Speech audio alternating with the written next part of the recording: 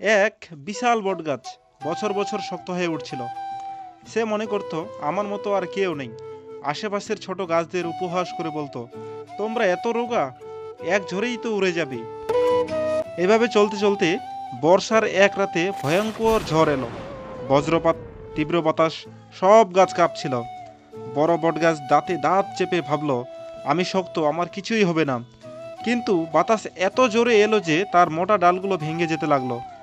আর এদিকে ছোট গাছগুলো বাতাসের সঙ্গে দুলে দুলে ঠিক দাঁড়িয়ে রইল। তারা শক্ত ছিল না, কিন্তু নমনীয় ছিল।